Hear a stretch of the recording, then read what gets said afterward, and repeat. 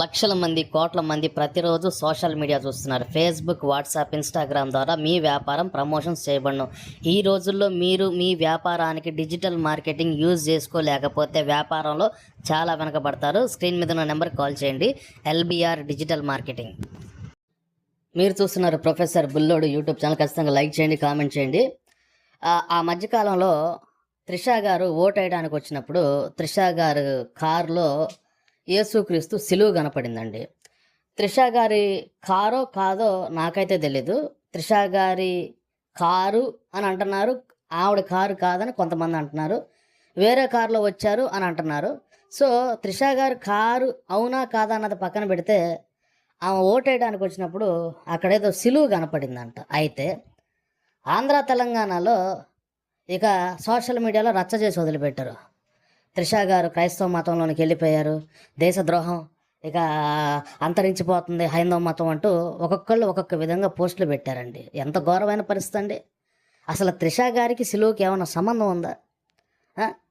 త్రిష గారు ఏదో కారులో వచ్చారు, అక్కడ సిలువ కనపడింది. అంత మాత్రాన త్రిష గారి పైన క్రైస్తవ ముద్ర వేయటం అనేది ఎంతవరకు కరెక్ట్?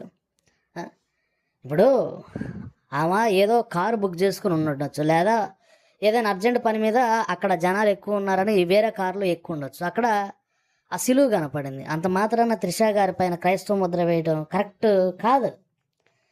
ఇప్పుడు నరేంద్ర మోడీ గారు ప్రతి సంవత్సరం క్రిస్మస్ టైంలో చర్చిలోకి వెళ్ళి యేసుక్రీస్తుకి ప్రేయర్ చేస్తారు. మీకు తెలుసా?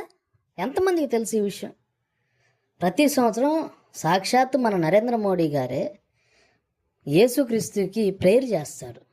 అంత మాత్రమే కాదు, ఆయన యేసయ్య పాటలు పాడతారు. మీరు కావాలని నేను చెప్పింది అబద్ధం అనుకుంటే సోషల్ మీడియా యూట్యూబ్లోకి వెళ్ళి చూడండి. ఆయన బైబిల్ పట్టుకొని అలాగే యేసుక్రీస్తు పాటలు పాడిన వీడియోలు కూడా ఉన్నాయి. నరేంద్ర మోడీ గారు, సాక్షాత్ ప్రధానమంత్రి నరేంద్ర మోడీ గారు పాడారండి.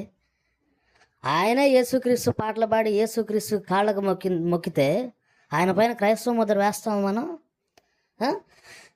నరేంద్ర మోడీ గారు క్రైస్తవుడు అని అంటాము మనం?